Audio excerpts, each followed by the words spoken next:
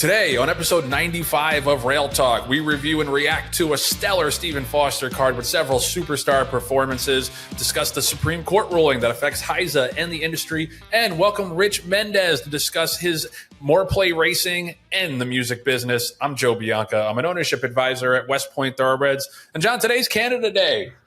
Check out the shirt. I was just going to, Joe, oh my God, that's literally what I was going to mention today is the Happy Canada Day. Canada is arguably the most loved country in the world, and rightfully so. Sure as shit didn't want to come back. I mean, I don't blame you. You were out in the beautiful west coast of Banff, and, you know, just to show how wonderful and gracious the Canadians are, you're looking at the newly minted Jockey Club, Canadian Jockey Club member. Thank you very much. What?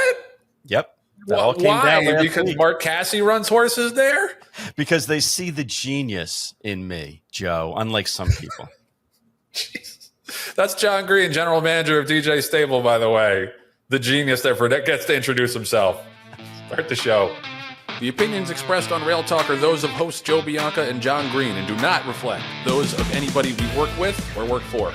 Rail Talk is presented by our friends at Arian Pedigrees. Go to arian.co.nz, arion.co.nz for a stallion registry, a stallion database that includes 450 top North American and worldwide stallions as well. It's a free service. We're talking about some of the freshman sires who are starting to jump and pop this summer. That's always a really exciting part of Saratoga and Del Mar. If you want to get the skinny on those stallions and those crosses who might win first out, who might pop a little bit later on in the season as those horses start to turn 3 and 4, there's no better database. There's no better resource than Arian Pedigrees. There's, the tagline on the site is Australia and New Zealand's leading thoroughbred pedigree provider, but I think they're the worldwide leading thoroughbred pedigree provider. And little birdie told me that our buddy Andrew Stewart, friend of the show, our favorite Kiwi, might be coming to our neck of the woods in New York in a couple of weeks to meet up with John, Patty, and me. John, I haven't never met Andrew in person.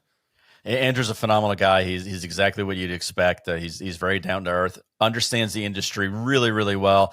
And we're not going to say exactly what day because we don't want it to be like a Beatles sighting where people are just paparazzi's going to come. Yeah, exactly. We don't want to have extra security, but no, we're looking forward to seeing our friend Andrew Stewart talking horses, talking pedigrees, and talking Cincinnati Bengals football. Oh God, maybe. I mean, he's in a better position than we are, but yeah, like definitely, if you ever see the show, if you ever watch the show and you see those pedigrees pop up on the screen and you're wondering like where do I get that kind of deep, really thorough information on horses' pedigrees? Arian is the place to go. arion.co.nz. Go check them out. All right, so we said it was going to be a star-studded Stephen Foster card at Churchill over the weekend, and it did not disappoint. Mindframe had his breakout win. Like, I know he had a grade 1 win before that, but that was like a blanket finish, and you got like a 90-something buyer. This was a star-studded field going a mile and an eighth. It had to stretch out, and I think last year he showed that he's got all the talent in the world. The question was, did he have the maturity and the finish to get some of these big prize grade 1s? Didn't quite get there as a 3-year-old, but now as a 4-year-old, he's clearly done it. And he's one of the leaders in the division. I don't want to go crazy. He only got a 103 buyer, and he beat the equine chandelier, Sierra Leone, who ran second again. I do think that this is not his peak. He's still a lightly raced horse. I still think he's got further heights to reach. And I think, I don't see any reason that a mile and a quarter would be a problem for him later in the year in the Breeders' Cup Classic. So he's the headliner alongside of Thorpedo Anna, who got back to winning ways in the Fleur de Lis. Only got a 94 buyer for that race. Like, I don't want to be a slave to the speed figures, but that to me tells me that somebody else should have shown up. Like, she is obviously a superstar and a really, really nice horse, but this wasn't one of those races where she just galloped. Like, she was pretty all out to get that 94 speed figure, and I just wonder where all the rest of the competitors were, because that was an extremely weak field. Obviously, nice to see her get back to the winner's circle. She's a super admirable horse, but I'm going to be betting against her next time, John, again. Well, one of the things that we talked about last show was whether or not her previous race was just across a line through it, or if it was going to be the beginning of a pattern. She did win. And basically was kind of against the clock more than anything else. But like we spoke about last time, Joe, sometimes you wonder if the biological clock is ticking and whether that's affecting her. Or, I mean, McPeak is a very knowledgeable trainer. He might just be looking at it and saying, I only have to crank her up to a certain degree to get her to win this next race. And really, what she does in June is important, but ultimately it's going to be later on in the season that's the most important, because he's talking about possibly putting her in the Breeders' Cup Classic. That he feels like that she is continually, has some blue sky ahead of her. So I think the jury's out on that one as far as whether or not it's just, her stepping up and cranking slowly to the end destination, or if it's, hey, like a lot of fillies do. They get to a certain height and then they get to a certain age, and those don't mix anymore, and they're only able to do as much as they can. So, to be continued on that one. I do want to flip back to Mindframe, because, last time on the show I said, hey, I don't know if he's going to be able to go 9 furlongs, and this is the first true test of him being able to do that against a really solid group. And he did. And it wasn't because of the mud, and it wasn't because, like last time in the Churchill Downs race, it wasn't because it was a closer's day on Derby Day, and that helped aid his victory. I mean, he was impressive, and he beat 5 other millionaires. He did it the right way. It was a really impressive win. And Joe, what's going to be lost on a lot of people, but as a manager, I try to notice these things. That was a win and you're in. And if it's a win and you're in, and basically get you a golden ticket where you don't have to spend any money for entry fees for the Breeders' Cup Classic, that's another $150,000 worth of value for winning that race. So he not only won the Stephen Foster, which is a grade 1, he not only improved his stallion resume by winning a second grade 1, in a couple of months of each other.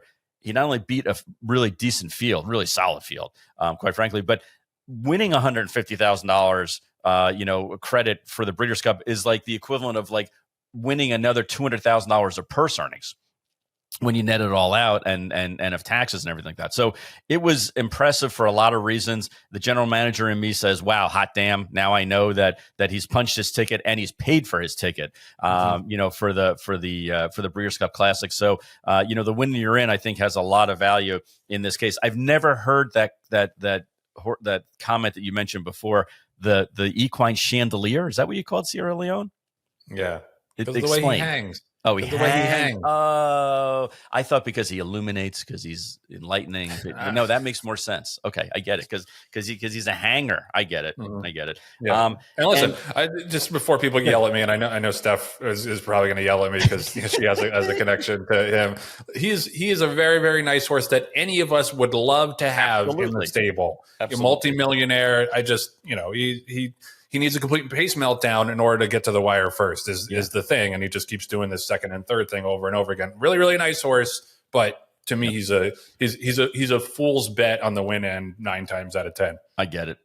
And Joe, what do you take away from the fact that the track was so fast that day? I mean, they almost broke the track record in the Foster, which you can understand, because again, there are 4 grade 1 winners and 6 millionaires that were in the race. I mean, obviously there's talent top to bottom, but there were a couple of 2-year-old maiden races that the first quarter they went sub 21 and sub 44, and you went, like, are these horses really that good, that cranked up, or is the track that fast right now, where you're starting to see it not once, but I think it was like 2 or 3 times where you saw maiden races going the first quarter in sub 21. Yeah, well, and you mentioned the 2-year-olds on Sunday when Romeo won the Bashford Manor. That was a stakes record, ran a 108 and change. So that track was very, very souped up. And, you mentioned Thorpedo Anna potentially going to the Breeders' Cup Classic. She ran a full second slower than the boys did in the Stephen Foster. So as much as I'm all for people taking shots and running fillies against the boys and all that, she's got to step it way, way up in the second half of the year to have a chance against these older horses. How about Maryland bred in Mindframe winning the Stephen Foster? I always love seeing those smaller state bred programs get their shine. Larry Johnson obviously was a huge owner breeder in the Maryland area. Yeah, bred Mindframe, and pretty good 1-2 punch for our friend Mike Rapoli and Todd Pletcher now with Fierceness and Mindframe. I know Fierceness is coming off the loss in the Met Mile, but hard to think of 2 horses you want more going down the road here to the Breeders' Cup Classic. Absolutely. And it's setting up really, really nicely. You mentioned that you're in the 3-year-old camp, which I can totally concur. I can see that. There's a couple of older horses that are really continuing on with their race careers and hitting the board and doing it all the right way. It's going to be a very exciting October and November. It really is. I'm really looking forward to, Keeneland and Belmont and the races that are the preps for the Breeders' Cup are coming together beautifully in a lot of divisions, and I'm genuinely excited to see all of that. And that's not just because I'm a Breeders' Cup homer, but it's going to be fun racing for us coming up. And Joe, we have some fun coming up. Also, July 5th. I'm not just talking about the Mets Yankees Subway Series game, but I'll let you take the ball on this one. No pun intended. Well, yeah. Well, just before I get to that, one other thing I wanted to say about the Churchill card is Nitrogen was super flattered by Lush Lips dominating the Tepin Stakes. And this is a bee in my bonnet. I don't know if you want to throw the graphic up or anything. I don't know if you have a jingle for that. The Tepin Stakes needs to be like a grade 2 or a grade 1. Like, she was a very, very special horse. And, we talked to Rich Mendez about how hard it is to go win at Royal Ascot. The more years pass, the more I am impressed by the way Tepin went over and won the Queen Anne against the boys. Like, that was an unbelievable accomplishment. So can we get more than a listed stake for the Great Tepin? I would love to see that become like a grade 2 or a grade 1. All right. John mentioned it. So would I, having Vixen run in there and hit the board. I would love for it to be another graded stake race. But anyway, go ahead. You can release the hounds. You get the grade 1 plaudits, John. That's not how it works. Okay, this Saturday. So you followed the Sandman story all of last year and into this year. We might have another really nice runner with DJ Stable and West Point Thoroughbreds debuting this Saturday at Saratoga. It's hard to believe that Saratoga opens. We're recording this on Tuesday. Saratoga opens this Thursday, July 3rd. The actual full meet starts the following week, but this is the lid lifter. And Saturday in the first race, we're going to run Euing. Expensive Knicks Go colt we bought at OBS April with the home team, with the Rail Talk family, West Point and DJ. And man, has he been lighting up in the mornings. Like, it's, you never know. There's a Todd Pletcher horse on the outside that looks like a rock star as well. And you could obviously, if you have a nice horse, this is the race you're pointing to if they're ready to run right now. But yeah, Euing has been so good. Mark Cassie's criticism of him is he might just go a little too fast, because he's going to blast out of there and show a lot of speed. But yeah, and it would be great. It would just be so cool. We had Sandman and, Metallica getting involved there on the marketing side, that if Euing did become a really, really nice horse, we need to get the Knicks involved, because the Knicks are hot and so are we, John. No, absolutely. And it would be great to continue the family trend of having Euing be the next horse. Or if we're going to get sued by the Euing family, E-Wing, as we're calling him, all the hospitals that are out there that have A, B, C, D, and E wings, we're flexible as far as that goes, just to avoid litigation. But at the end of the day, Joe, and I'll refresh the memory of our audience, or for those of you who haven't heard this story. So we were at the April OBS sale and we compared notes, and Joe and I were like, we really like this Knicks Go colt, and he's atop our list. So we brought it to Terry and Len respectively and said, hey, why don't we, instead of bidding against each other, why don't we go ahead and do it? And I believe, if I remember correctly, that you and I were like, God, we have to give $350,000-$400,000 for this horse. That's going to be a lot of money, because Knicks Go is his first year, and who knows, and there's a lot of uncertainty and everything like that. And Terry and Len said, all right, we'll see you later, and basically left. Right. When I were sitting at the table, and all of a sudden the horse banged down for almost 600,000, and we were like, was that us? I'm sure that couldn't have been us, right? Yeah, that's the life of the kids in this operation. Like, dad goes to bid and says, okay, we're going to go this much. And then they come back around like, we went way over that and we bought up. So it tells you who really pulls the strings in these operations. But he's been, he's got to do it on the track in the afternoons, but he's been awesome so far in the morning. So we're really stoked. No, absolutely. And so let the designs come in. We're gonna wait till after the horse wins, but then it's shirt season. There's so many like New York brands that would get involved on this kind of thing. I don't want to get ahead of myself, but if we are on the Derby Trail somewhere next year, I think there's some New York brands that would give us Yeah, give us a little discount and some Euing merch. So as you know, that'll kick off the card on Saturday. But the main event on Saturday is the Belmont Oaks. And our girl, Nitrogen, coming off her 17-length win in the Wonder Again Stakes, is going to be a very, very heavy favorite. But Jon Green will not be in attendance because he is selfishly celebrating his birthday at that time. We're going to be at the Mets-Yankees game as he puts that hat on. John, how are you going to handle it, being lauded and celebrated at the same time that you're trying to steal away to watch a race? Yeah, the nice thing about this, Joe, is that I'll have the game to watch to kind of, buy time, because there's a lot of downtime between the 12:31 post of the first race of Euing and the 11th race of Nitrogen. So I'm glad that we're going to have it. It's actually my half birthday. It's not even my full birthday, but I just needed to have something. Yeah, it's 55 and a half, 555. So that's why. Yeah, wait, you don't have to come. It's all right. You can just send Meg. That's fine. What? It could be Meg +1. Yeah. So we got it. I know we want to talk about Nitrogen, but she's won 5 in a row. Who cares? I mean, it's the Mets Yankees, for God's sake. No, the Mets need a win. Who are 3-16 in their past 19 games, but let's not worry about that so much, because they got swept by the Pirates and lost by a combined score of 30-4.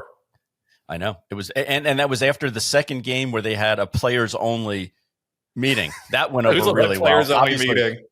Yeah, obviously that went really, really well. It's kind of like when I have a horses only meeting, at the stable. Hey guys, we got to do better. We got, and they're like, yeah, we're still getting fed at 5:00, right? So anyway, we digress, as we mostly do in this show. So yes, Nitrogen in the Oaks. We're very excited. First of all, that she was invited, because it is an invitational only, and also that she got the post that we wanted. We wanted her to be on the outside so she can kind of stalk, and that's worked out really well. And I'll tell you what, Joe. I know part of it is that she's developed and she's become more and more talented, but Ortiz fits her like a glove. I mean, he is so confident on her when he rides her. And I know that he is, one of the hottest riders right now. And how cyclical that is, because we were just saying the same thing about Pratt a few months ago. And we were saying the same thing about Irad a few months before that. And, it's almost like when you're on a streak, you got to respect the streak. And Jose is certainly on that streak right now. But we're really excited about the race. I couldn't look forward to that race more. Len and Carlene and my adopted brother, Aaron Yagoda, are all going to be there at Saratoga. So go ahead and bring the kiddies and say hello to Grandpa Len.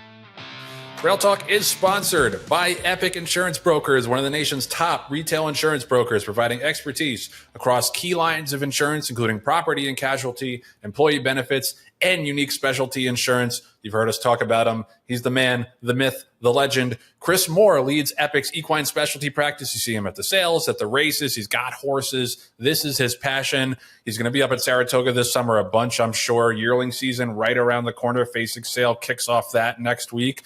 This is equine insurance renewal season. If you buy yearlings and your insurance policy doesn't renew between July 1st and October 31st, you are 100% leaving money on the table. Chris guarantees he'll find you value. He and Len both big on guarantees, but they come through. Give him a call, give him a text, 317-650-4519. Start the conversation. And if he doesn't bring you value, he'll donate $100 to an aftercare charity in your honor, but I'm sure he'll find you value. And we love Chris, and we love the homies at Epic for the sponsorship and for taking care of so many people in the business and their insurance needs. Okay, so that brings us to this week's Epic Performance of the Week. Thank you, booming voice who lives in my ceiling. This week's Epic Performance of the Week is a maiden winner on Sunday at Churchill Downs. It was a big-time weekend for the 2-year-olds. I mentioned the Bashford Manor. I want to give a shout out to Dazzle Doro, who broke his maiden on Sunday in the 4th race, stopped the clock in 108.65, which, souped up track or not, is really, really run in for a first-time starter. He's by Bolt Doro. He's from the Tom Amos barn, owned by Late Night Stables. Not familiar with them, but congratulations to the connections. Was just lighting up the track in the morning before that, got bet really hard, and it looked like a really live race. So, yeah, I mean, that was super impressive, John. I think the second horse, Blackout Time, also ran really big, was like another 10 lengths clear for a second. John, was your reaction to that performance? Yeah, by Dazzle Doro? it was a fast-paced race, fast-paced weekend. You know, there were a couple of maidens that went sub 21, and I know we're saying, well, the track had something to do with it, and it may have, but the horses still had to run that fast. So, you know, so credit to all the horses that were able to do that. But Dazzle D'Oro was so visually impressive, even before you looked at the clock. You could just see that horses, you know, he broke well, he settled, horses came up to him, he put them away. You mentioned, with the Amos barn, it was a $250,000 yearling purchase by our own friend of the show, Lauren Carlisle, acted as agent to pick that horse out. So Black Dog Bloodstock, you know, a tip of the cap to you as well, Lauren, for picking that horse out. Why he didn't end up on our list, I don't know, but be that as it may, she's got an eye for talent, and Dazzle D'Oro was explosive. Yeah, and then just it might be a big week for her with that and Euing on Saturday, because Lauren will not stop texting us about Euing. So hopefully he comes through in a big way for her as well. Shout out to Lauren and Black Dog Bloodstock. And I hope this segment can finally settle the debate. I think it's Dazzle Doro, and I'm the Italian on the panel, but a lot of people say Dioro. So if you're an expert, you know, DM us, write in the comments, which is it? Is it Doro or Dioro? Because we've only had the 25 years since Medaglia d'Oro was running to figure this out. Right. And I think they call him Bolt D'Oro, but that might be like they say Versailles, Kentucky. Gotcha. Let us know. Hit us up. Rail Talk is sponsored by Tailor Made. Exciting times, John. We've talked a lot about the Tailor Made Stallion roster and how that just continues to grow in importance and star power every single year. Obviously, not this time is at the top of the heap as he should be. He's one of the big dogs in the entire stallion business. But Knicks Go, up and comer, is the sire of our very, very exciting 2-year-old Euing, who is going to be debuting, as we mentioned, this Saturday in the first race at Saratoga. I think Knicks Go is going to get off to a flying start, regardless of what Euing does. I think they got a lot of horses, a lot of new stallions that I think are going to really pop in the next year or two. They've done a great job assembling that roster. Oh, and John is wearing a Tailor Made hat. That's a snazzy hat, man. This was a long time in coming. I didn't realize they were established in 1976, Joe. It's almost 50 years of quality service and great insight from Tailor Made. You mentioned not this time. Dream On won the Penn Mile. As a son of that, and obviously Euing we have coming up with Knicks Go, and just you look at their stallion roster, and they had a phenomenal weekend of progeny. And then they also had Lush Lips, the medallion based horse, winning that huge race on the turf as well. So I mean, they're hitting on all cylinders. And of course, they are the kings and queens of the yearling sales consignments. Don't forget to, when you're looking through that catalog, pretty good idea to kind of sort by consigner. That Tailor Made consignment is always super impressive, as a reason that they're number one at pretty much every yearling sale, and it all kicks off next week. So check out their consignment if you're on the grounds at Facing Tipton. Go see some of those Tailor Made horses. You won't be disappointed. So we're so thrilled to bring this next guest to the Rail Talk studio. He's the co-founder of the award-winning record label Rich Music, as well as Morplay Racing. Rich Mendez, welcome to the show. Thank you, guys. Appreciate it. Come on, give me some more. So of that. glad to have you. I appreciate it. I'm glad to be here. Killing us with the beard already, so you're off to a good start. I wanted to ask, some people think maybe that you came along a little bit late to racing, but you've been a racing fan for a long time before you gotten involved. What made you finally take the jump and take the plunge to get involved in racing? Like, what was that spark that got you into the business? Oh, like you said, look, I've been a lover of the sport. I've loved the sport since I was a young kid.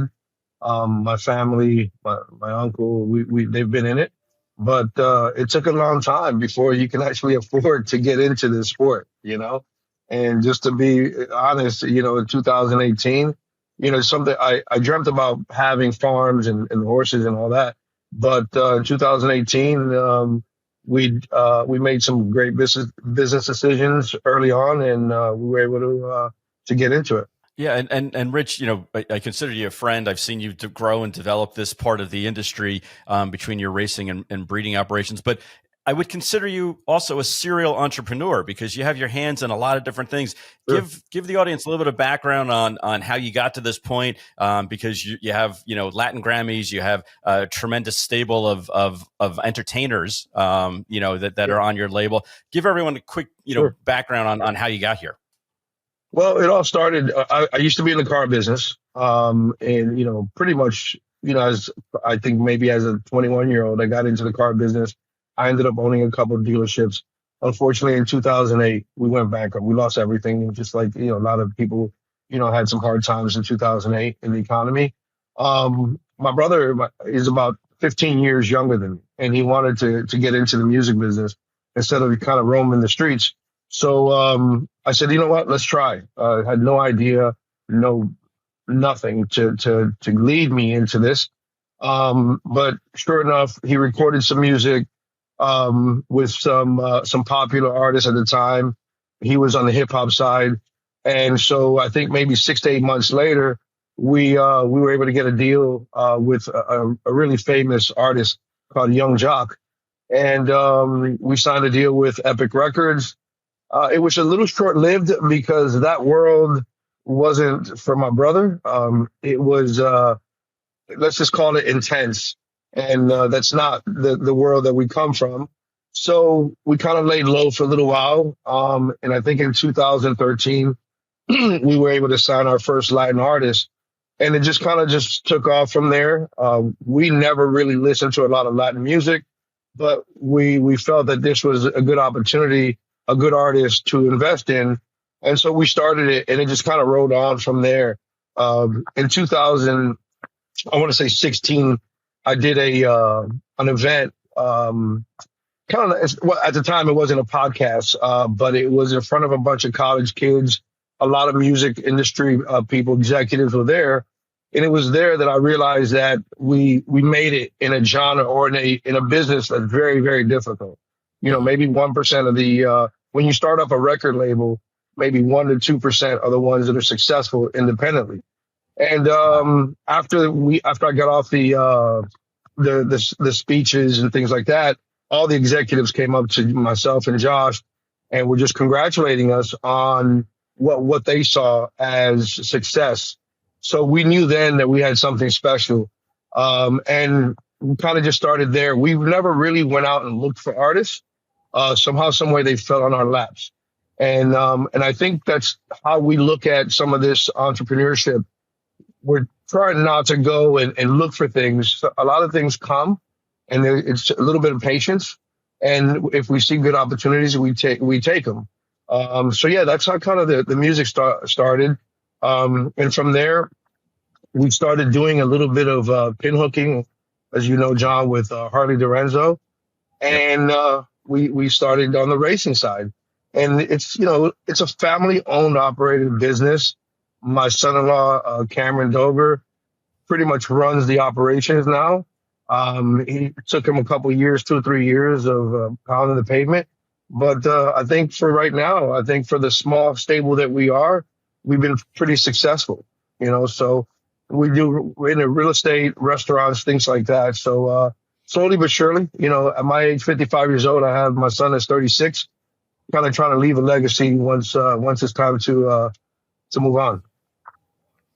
Yeah, absolutely. And I just wonder, if there's any kind of crossover lessons that you learn from the music business and from the racing business. I think first of all, it takes creativity to be nice in the music business and to have success in racing. You're dealing with a lot of big egos, I'm sure, in music and in racing, 2 of which are on the screen right now. Are there any crossover lessons that you learn from those 2 industries?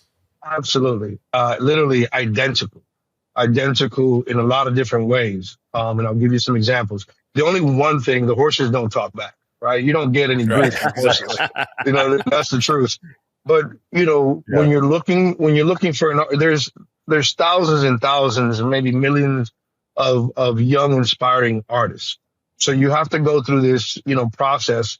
As I told you, some of them came to us, but they had to be special, right? They had to have that one special thing. And it's the same thing with horses, right? You look for that special thing in that horse. Yes, you have pedigree, you have physique and things like that. But the one special thing, sometimes you don't see it until they're developed. And it's the same thing with artists, right? That's how we didn't have a huge stable of artists, but the ones that we did have, I think it was 4 or 5 at the time, they became superstars in our genre. And it's the same thing in horses. You have to go through so many. As you know, at the Keeneland sale, you have 4,000 horses. And so you have to go through this whole process of pounding the pavement and trying to pick those few that you feel that are going to be successful. And sometimes they're not, right? It's a gamble like anything else. So there's a lot of the same traits in both. Right. Right. No, absolutely. And with the horse side, you've hit success on some modestly priced horses. You bought one for $40,000, No More Time. That was an Iowa bred that won the Sam F. Davis and finished second in the Tampa Bay Derby. And then you've had more expensive horses. She's So Spicy, Poseidon's Law, who just broke his maiden recently. So is that just as you're getting more confident, you're willing to invest more in horses? Or, you know what, an athlete's an athlete. I don't care if they come from Iowa, Nebraska, New York, Florida. If they pass the eye test and everything, then we're going to go for it. What I realize is that a lot less of those expensive horses are successful, right? Yeah. So to me, it's also what you just said, right? If we feel comfortable in a target area as far as an investment, call it that, then we pull the trigger on it.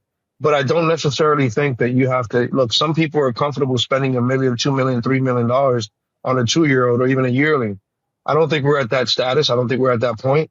And to your point, we've been successful. Look, She's So Spicy, she didn't sell at the auction for whatever reason. We bought it back at $300,000. She's made her money back and then some. No More Time actually qualified to go to the Derby. Unfortunately, he got hurt. He got injured before at $40,000. Poseidon's Law was another one that we ended up buying back. So it just really depends. But we're not. If we have to step up, we also had Guns Loaded that we paid $800,000 for. Right. So it just really, really depends. But we're not necessarily afraid to step up and pay that extra money. But to me, I'd like to stay in about a $200,000 or $300,000 range. Right. And Joe, just as a quick follow up. So for She's So Spicy, she won 3 races in a row. And then headed, including the grade 3, and then headed out to Ascot. And at some point in time, you got Qatar Racing to be associated with you on that. How did that marriage come about? So I had met Fahad a while back because he also Jose D'Angelo also go to the left. He also trains for Jose. Jose trains for Fahad. So we met, and crazy quick story. So Fahad, as racing manager, came into Jose's barn and basically had a little friendly conversation about Shiso and his filly, and they put a little friendly wager on I think it was dinner or something, and because they were racing again in the same race. Well, Shiso won. I think that was a limestone. And then I saw them for the grade 3. I forget the name of it, and they were in the same area in Kentucky, and they were very confident, but they said it's going to be hard to beat Shiso. Anyway, after she won again, they called, and there was really no plans on going to Ascot with her, and that was the kind of the deal. They offered to buy quarter of the horse and take her to Ascot. But I will say this, and not because she lost. It's a lot for an American horse to go out to and do that, right? Regardless of whatever, it's a lot. I'm not sure that I'm a fan, and regardless if she would have won or not, I'm just not a fan. There's so many different nuances that these horses have to learn and have to be comfortable with, just to get there and be comfortable in your surroundings. So I'm just not sure that I'll ever do that again. And I'm hoping, so far she's come back fine. And the idea for her is still to hit the Kentucky Downs and hopefully the Breeders' Cup. But that's how that relationship came about with Fahad. Gotcha. Got it. So you're preaching to the choir with John because he doesn't want to go Royal Ascot, even though I keep pressing him to because I want that free seat on the flight to go over there. And Bro, Jon refuses. listen, it doesn't. I mean, my family had an amazing time. It was Sure. a great experience to experience it, right? But go as a fan. That's how I would say it, because it's Right. hard, man. It really. Now that I know, and then sometimes if you can't get a direct flight, they have to do so much traveling. It's a lot on those horses. It really, really is. And Yeah. I truly, Yeah. look, you started this conversation as, me getting into the business. I truly love the horses, right? Like, and I know that's Right. kind of cliche, but I truly do. I try to do the right thing. Going back to Poseidon's laws, he broke his maiden. As a 2-year-old, he kicked the wall and had a fractured foot. So we had to give him time, right? And, some people might have made different decisions, but I think for the horse's sake, it's probably not in the best interest for the horse to actually make Right. that trip. That's just my opinion. And Yeah. I'm a novice. No, Rich, you're for A, you're not a novice, and B, I agree with you wholeheartedly because there's so much they have to go through. I mean, even shipping from Florida to California is tough on the horses and a lot to ask for. And that's why I'm always amazed at how well when like Appleby brings horses over from Europe or the O'Brien family brings horses over from Europe, they have, the best of all worlds because they have their own plane, they can come over and it's still difficult for them to win and do what they need to do here in the States. So to do it in the opposite direction where we don't have those advantages and we're playing on their home turf, it's a whole different environment, to ask for the horses, especially when you have a young up and coming trainer like you do, where that's all new experiences for him also. Yeah, look, I heard John Stewart, and he texted me afterwards because he had offered me to buy the filly. He texted me afterwards, and he said, this is why I'm building, my track, uphill. I don't think that makes a difference. I mean, Right. me personally, I don't know Right. if that'll make a huge difference. It's the trip, it's the environment, it's all of it, put together. So, but look, to each his own. And any American horse that goes out there, I wish them all the luck. But Yep. hopefully, Joe, you can go as a fan. Yeah, please, somebody take me to Ascot. Yes. Yeah, no, I mean, there's a reason that so few horses have done it. It's what made Tepin stand out so much. Yeah. Rich, apologies if you want to talk horses, but I'm fascinated by the music business. So I got a couple of It's music cool, man. questions It's I want to cool. throw at you. Most everybody does. I remember the first time we sold a $1 million horse. Look, they tagged this whole rich music mogul or the music mogul. And I've never seen myself that way, but I get it. But go ahead, man. Ask anything you want, Joe. Yeah, no, because you're based in Miami, and Miami is the Latin music capital of the United States, I would say.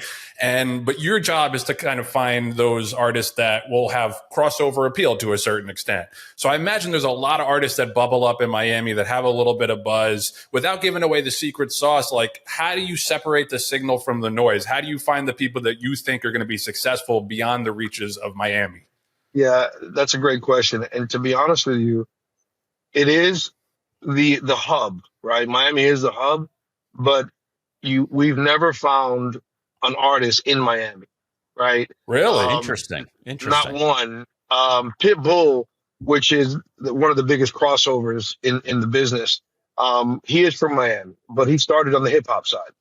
I have 2 artists that were from Kissimmee, Florida, but they're Puerto Rican.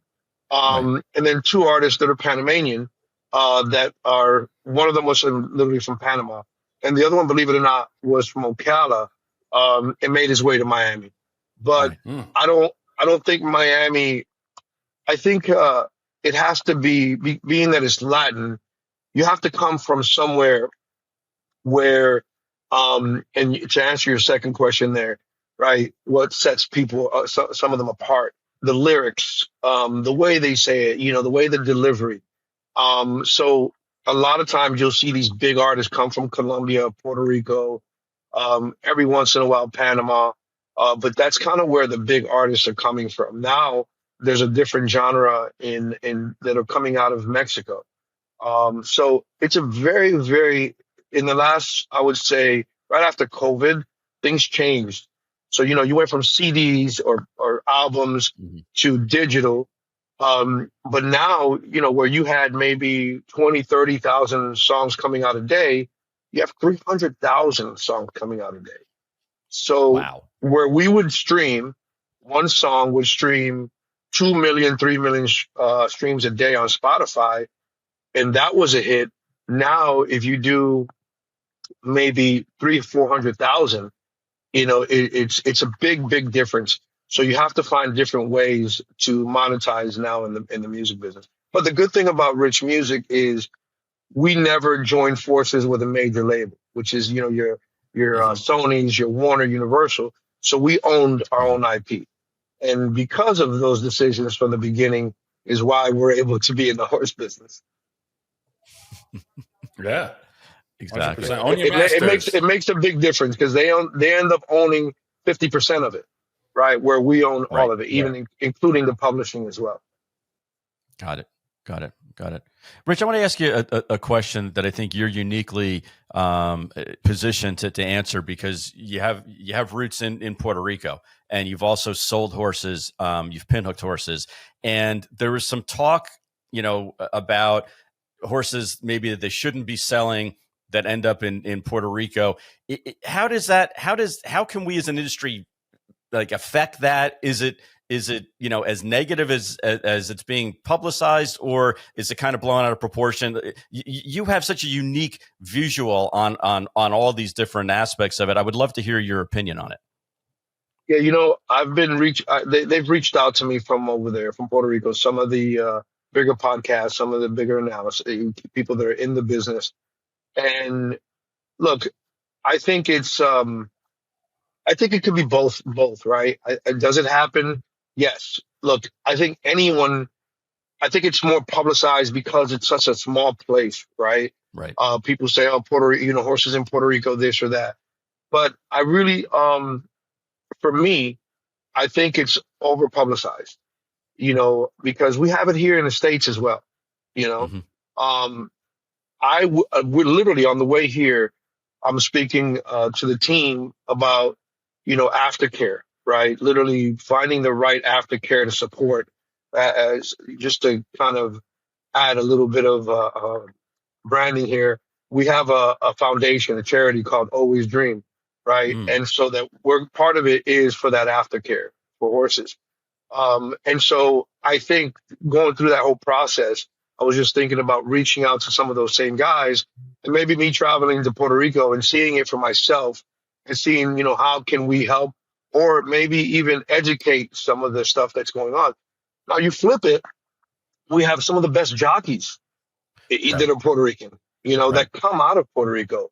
So I think there's a little bit of work to be done. And if I'm one that has to spirit up, then I'd love to. But I think it's over publicized. That's my opinion. Yeah. Well, Joe wants you to bring him to England. I want you to bring me to Puerto Rico if you go on that trip, because I would love to be involved in spearheading something. Get a solution. I would love to that. That's and I'll get on it as well. But as you succeed in life, for me, and your dad is for me, I look at him as a mentor. But giving back is important, especially in giving back when you start thinking about it. I don't think many people really realize, man, these horses, they go through this, right? They give you all this excitement and pleasure and success in some ways. What happens afterwards, right? And being able to be part of that, I think is very fulfilling. And for me, since my grandkids love this sport, I want to be able to show them that it's not only the excitement, not only going to the races, but what do we do afterwards? How do we take care of these horses afterwards? Right. I mean, I have a small farm, 100 acres here in Ocala, and I've kept some of the ones that I've had to retire. But, I mean, there's hundreds, maybe thousands that need help every single year. Right. Yeah. Yep. And everybody's got to do their part, and our obligation to them. We've said it before on the show. Our obligation to them doesn't end when their racing career ends. And I'm so glad that you're taking part and doing your part in that. All right. One more question, and it is a music question. Latin music, I feel like is experiencing like a second explosion. We had the one in the late 90s, early 2000s, which was more pop oriented. This is more reggaeton oriented in the last 5 to 7, 8 years, however long it is. A, did you see that coming? Did you think that this would explode the way it has all across the world? And B, have you felt the benefits of that? Is there more attention on your label? Is there more attention on your artists? I wish I could take the credit that I saw it. It was when we were in the middle of that transition of going from records to streaming.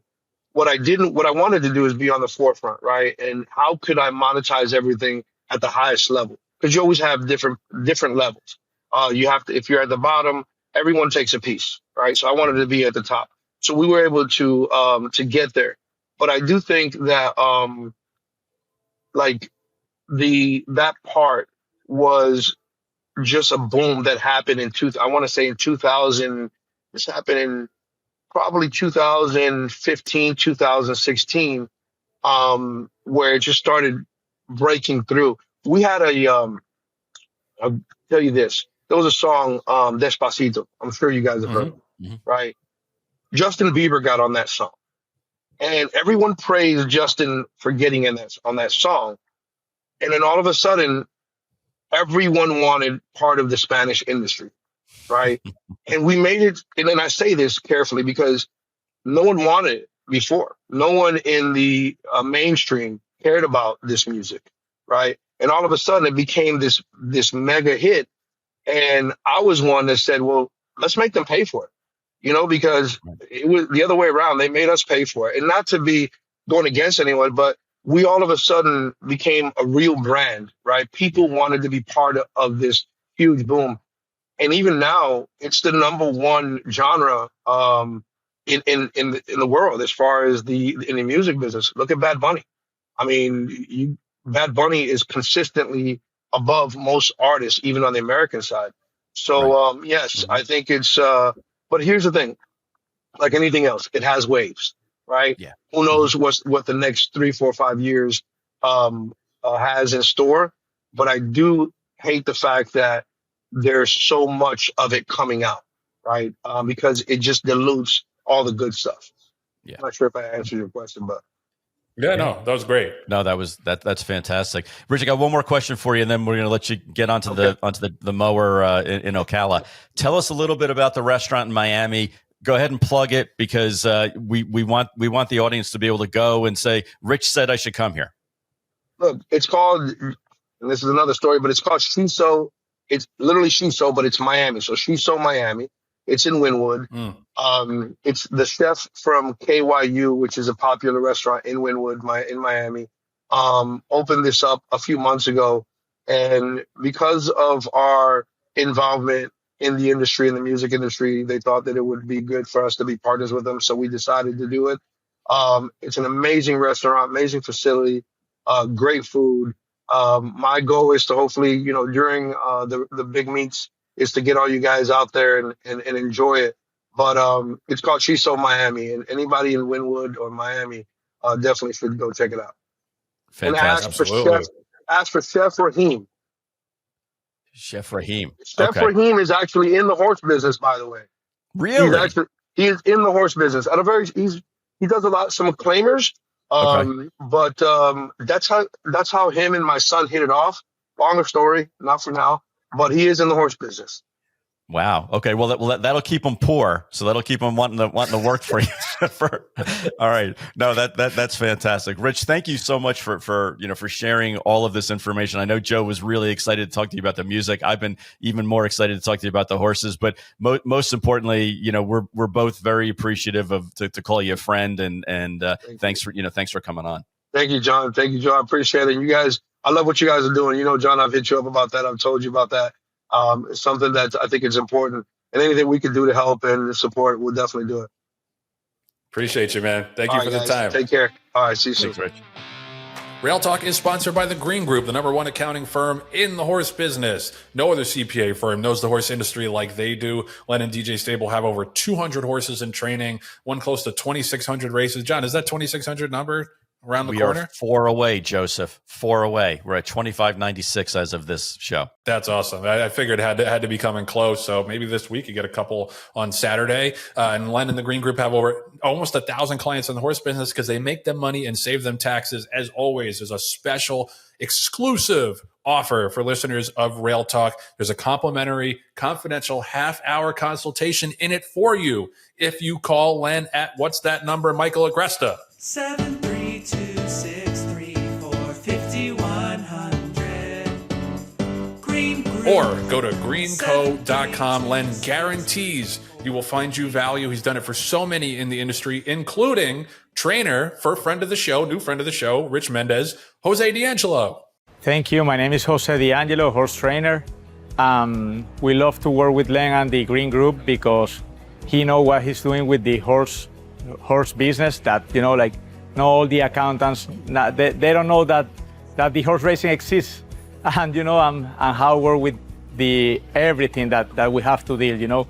People see like horse racing is just a race on the weekends, but they don't know how hard is manage a barn and move for all the USA and worldwide, with horse racing. So that's why we love work with Len, because he knows everything of them.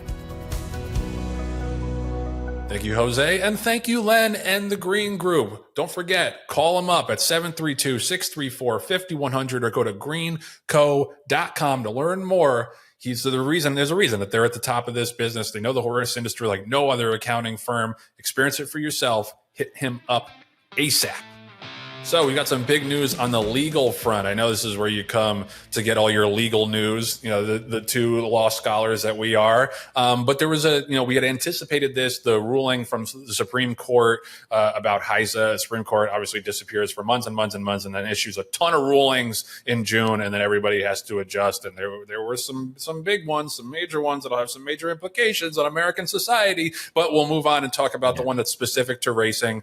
HISA is still constitutional, still the law of the land. The Supreme Court remanded the cases back to the lower courts to reconsider. So they basically punted on deciding any of them. The Fifth Circuit Court of Appeals was the one that said the enforcement mechanism of HISA was, I don't know, it was unconstitutional, but it was unconstitutional because it couldn't delegate the powers of the government to a private corporation. All that. This is my layman's reading of it, but all the rulings from the Fifth, Sixth, and Eighth Court of Appeals circuits were sent back down to those courts to reconsider, and that at least I think kicks the can down the road a good amount at the very least. It sounds like the HBPA and the litigants, the plaintiffs in these cases, are going to continue and press on with their legal arguments. I don't know how many times the girl has to tell you no before you stop asking her out, because this has been a lot. This has been a lot of wasted energy, I think, and wasted money to try to strike down a program that is now fully in place and is having the desired effect, at least in terms of the medication control and the safety of the horses.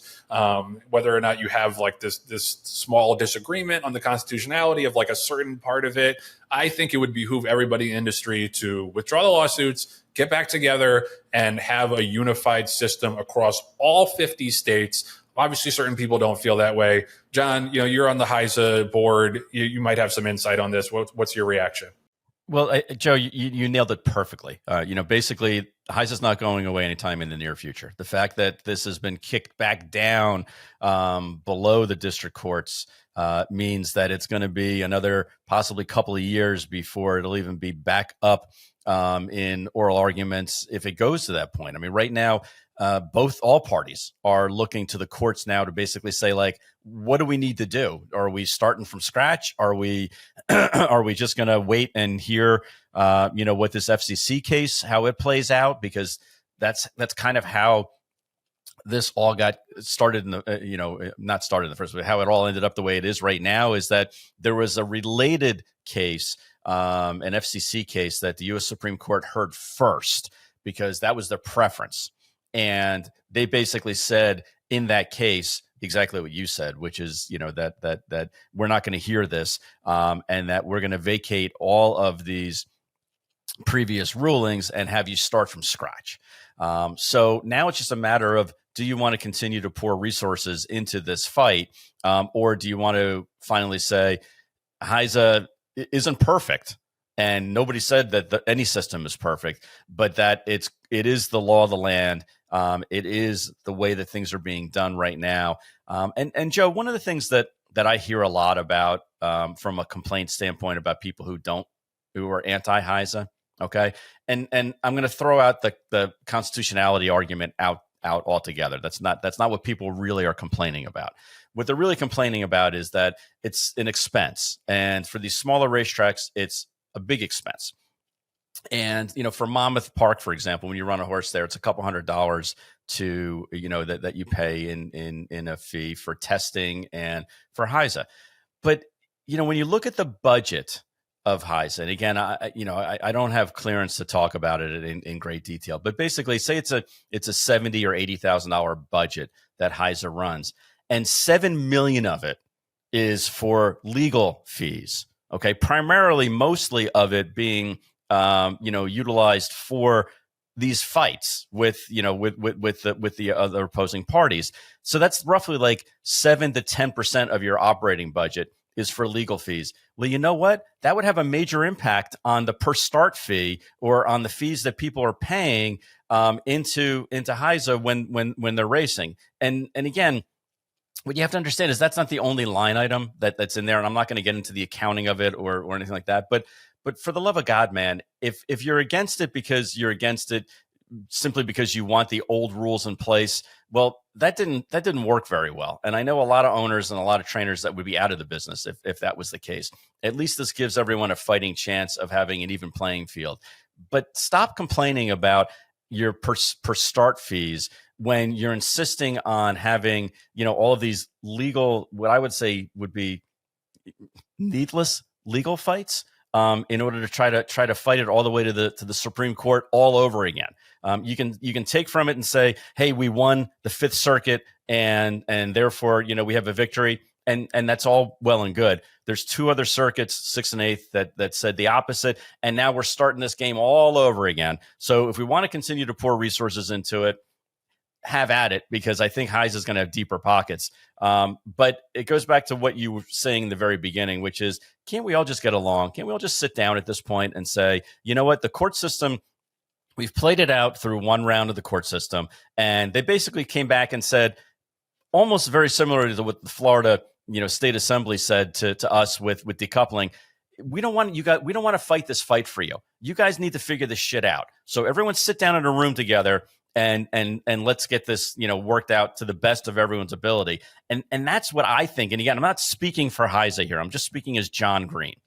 That wouldn't it be great if we got together, if HISA got together with Eric Hamelback and his group, who I understand represents a big group of people, and just sit down and figure out how we can work this out, where instead of fighting and throwing wasted assets and money and time into this, to come up with some kind of an understanding where everyone is happy. Because right now there's more racetracks are going to be falling by the wayside for both reasons, because it's costing a lot of money to, for testing and to keep HISA going.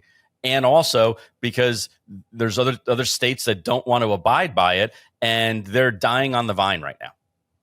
Yeah. I mean, this is like when Texas fell off the HISA map, and the consequence of that was that they couldn't export their signal. I was like, well, no way they put up with that. They'll come back to the table. That was fucking years ago now. Yeah. How much has Texas racing suffered as a result of this, honestly, petulance, I think, to not come to the table and not work with HISA. You nobody outside of your state can bet on your races, and that's an acceptable status quo for you now. That's you don't want to try to fix that and rectify that by coming to the table and trying to get back involved in this nationwide compact. I don't understand that. And, right. Like we were saying, I just think the resources and the energy of the horsemen are so much better directed in other places. For example, we talked about the raid at Delta Downs last week. I got to give credit to Eric Hamelback and the HBPA, who've issued a lot of guidance to trainers and to the racetracks on how to respond if ice comes, and, right. how to protect your employees and all that. That is an enormous service, and I think a great use of a horsemen's union and their resources. This is not, and it's become so apparent the more the courts rule against them and the more the cases get kicked back down, that this is just it's a fool's errand. I think it's throwing good money after bad, and there are just, as you mentioned, John, with the precariousness that a lot of racetracks are in right now, and a lot of employees, a lot of the backstretch employees are in right now, it seems like we should be redirecting our resources and our attention as an industry towards that, as opposed to continuing to have these like internecine fights about the constitutionality of HISA. If it were blatantly unconstitutional, it would have been struck down by now. I'm sorry. Like, I know I'm not a legal expert, but this has been going on long enough that if it's this nuanced, then there really isn't that big of a problem with it that's going to result in it being completely thrown out. No, and Joe, look, we're not attorneys, and I know we say that a lot, and we have to for disclaimer purposes for a lot of reasons. And we shouldn't be giving out legal advice by any stretch of the imagination. But there is a reason why the Supreme Court picked the FCC case to acknowledge and to move to the front of the line and to basically, give their guidance on, and then say, and it also includes a lot of these other cases that should get tucked under this ruling. Now start over again and let's see if we can figure this shit out. That's why they picked it. So the fact that basically the highest court in our country said we're picking this case over the HISA case shows you, in my humble opinion, that this was kind of an overarching decision, and that basically it was more important than the fight that we have with HISA. But I'm glad that you brought up the point about Eric Hamelbeck and the National Horsemen's Association and how in charge and in front of the situation they were with the Delta Downs raid, because really in an industry that's so splintered like we are, their leadership actually stepped up and said, here are the things you need to do. Here are the things. It basically gave a blueprint of exactly what you should and shouldn't do if ICE shows up on your doorstep. And that added great value, and I think a lot of security and comfort to the members. And that's, to me, what the national organization should be doing is, helping get out in front and helping their constituents have an understanding of what happens when immigration comes in, when legal issues come in, and things like that. But in my opinion, it should not be, hey, we need to fight these set of rules because we don't feel like that it's the right thing to do from a legal standpoint. Joe, the last thing I'll say about this is that, I read a bunch of articles on this from the TDN and the Blood Horse and the Pollock Report. And I have to say that the Pollock Report, Andrew Cohen did a phenomenal job of basically, dumbing it down so somebody like I could understand, what the hell was going on, but also really did a good job of explaining what this meant and what it meant to all sides that had a dog in this game. And to me, it spelled out exactly what the good and the bad was from this Supreme Court decision, and also what it means to us as an industry. And I would highly recommend that people read that before they start going off on sidebars and off their rocker about making arguments, legal arguments. I think Andy Cohen did a really good job of boiling it down and explaining exactly what is important and what it means to us as an industry.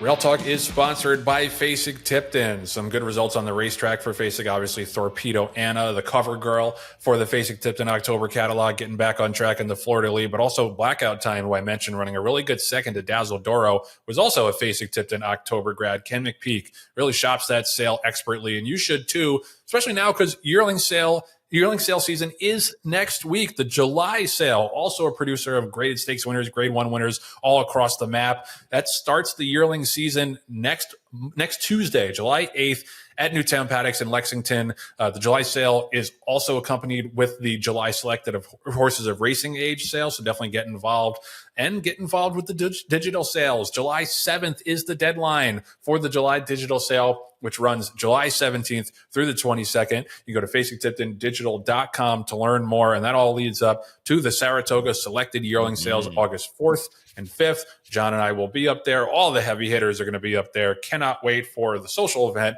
of the summer, and also a place to find some really nice horses. But it all starts next Tuesday. Got a lot of appetite for yearlings coming up. Get involved early at the July sale down at Facing Tipton.